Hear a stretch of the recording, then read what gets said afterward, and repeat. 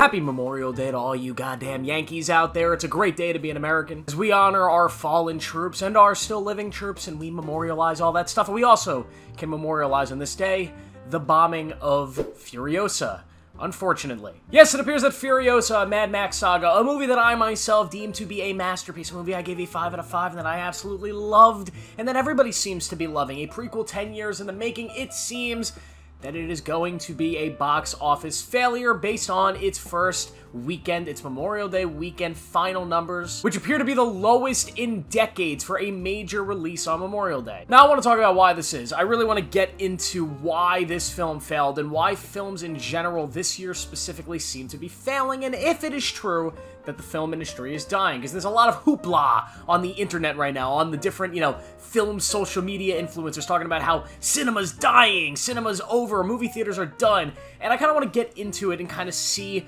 why this is happening. Is this a bad thing? Is this a good thing?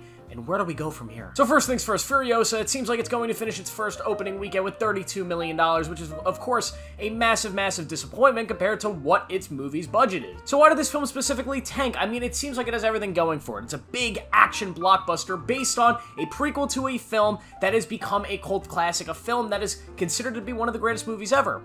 But I want to make something clear here. Mad Max Fury Road was not a gigantic box office hit in its own right. It only made about $150 million at the box office, but it was one of those films that also picked up steam over its lifetime. People thought, wow, when they eventually release a prequel to this movie, people will be a lot more into it, it will do better. But there was really no evidence to actually suggest that Mad Max as a franchise is very successful. I mean, none of the previous Mad Max films, going back to the Mel Gibson films, ever performed significantly well at the box office. And this is not like a billion-dollar franchise that is putting out a stinker. It's a franchise that has mostly underperformed pretty much all of its movies, and now this one is a prequel to a movie that sort of underperforms what you would expect from a movie like that, and now this one is underperforming. It's not due to the movie's quality or really anything like that. I think there's just a combination of different things at play here that's really making this movie suffer, and I think it is, you have to address the fact that because it is a prequel to a franchise that is not well known, that people aren't super into for whatever reason, that is a reason why people aren't going out to the theaters for a franchise movie in a time where all the movies that actually do succeed at the box office are franchise films. You look at stuff like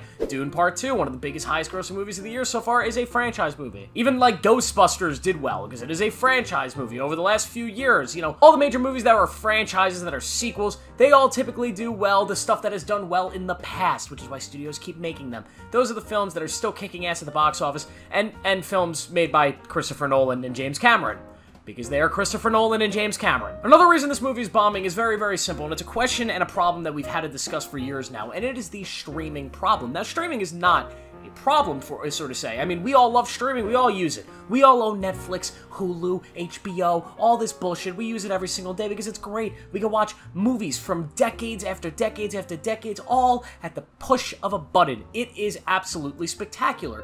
But it has conditioned us through COVID and through other means to let us know and inform us that we could sit at home and watch new movies at home and enjoy it for a lot cheaper than you can go into the movie theater. So because of this, many people, they don't go to the movies. They simply wait for the movies to come to streaming. And you know what?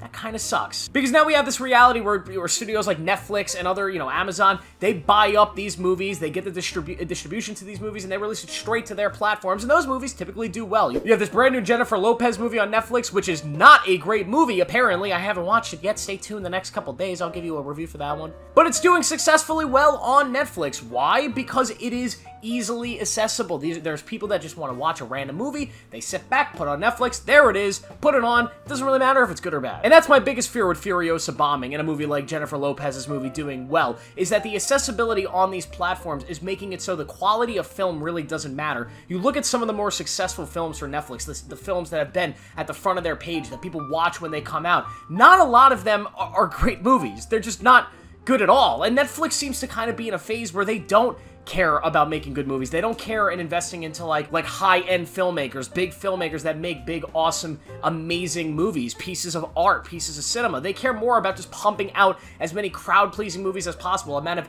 I like to call brain rot movies that just shut your brain off and just turn it on, which are fine for the most part. I'm not mad that they exist, but that seems to be what Netflix, Amazon, what they are mainly investing in, and it's really kind of diluting the quality in Hollywood. Because you have a movie like Furiosa, which is pretty much as high a quality as you could ask for in modern-day cinema. It is a great movie, in my opinion, a masterpiece, a brilliant, brilliant piece of work, and you can only see it in movie theaters. But people would rather choose to watch a lower quality film that's easily accessible, is not 2.5 hours long, and they can just put on with a click of a button, and maybe not have to pay fully attention to get it. They'd rather do that than go to the movie theaters and watch a big, epic, grand, amazing piece of work. And I don't really blame the streamers. I get it. They're a business. You have this nincompoop from Netflix, the CEO of Netflix, saying, oh, Oppenheimer and Barbie would have been just as great being on Netflix, even if you could just watch them on your phone. The guy's a fucking idiot, all right? They're killing the film industry. They're, like, deliberately trying to kill the film industry and the artistry of it, and I can't hate them that much. Like, I don't like them at all. I don't really like these billionaire suits that run the film industry. It doesn't make any sense to me. It's an art form. It's an art form industry, yet we have suits running it. It's stupid, but it's the way the world works, and I'm not going to get too mad at these guys for doing their job. Their job is not to make great cinema. Their job is not to make great art. Their job is to bow down, pray, kiss the feet of the all-holy dollar, and to make as much money as possible. And right now, the easiest way for these people to make money is to release as much garbage brain rot content as possible on their platforms and cut off all the maybe more risky cinema stuff that used to get made in times like the 90s and the early 2000s. And now we live in a reality where there's very few filmmakers and there's very few outlets to be able to make these grand, big, risky movies. Now, of course, you still have A24, Neon, these companies that are making these awesome, awesome original films that are cinematic art. We get dozens of them a year, which is great. They are single-handedly keeping cinema alive, and they get theatrical releases. So thank you, A24. Thank you, Neon. And I'm sure there's other studios that I'm missing that are still doing this. And we get movies like recently I saw The TV Glow, a movie that you would never see from a major studio. The issue is these movies are mostly low budget movies. You're never going to get a Mad Max made by A24 with a $150 million budget because that is just absurdly insane and it's just not going to happen. So pretty much our reality right now is that all the big budget movies that have big budget movies are going to be safe franchise films that are going to be straight to streaming and are just not going to be the quality that we're used to. And the great movies we get year to year, for the most part, are going to be these lower budget films that focus on characters and stories, which is great in its own right, but it's kind of sad that filmmakers like George Miller, who make these epic Mad Max films, probably won't be able to make them anymore because we've created a culture and a system where people are not going to movie theaters to see great movies like this. And it sucks because George Miller does have planned another Mad Max film, a prequel to Fury Road, following what I would imagine is Tom Hardy's Mad Max, and that is a film that I don't think we're going to get at this point. And that just sucks. And you look at other films like Blade Runner 2049, when Denis made that film, and that movie is an absolute masterpiece that was clearly setting up for a third film in what would be a Blade Runner trilogy, and because that bombed, we never got the trilogy.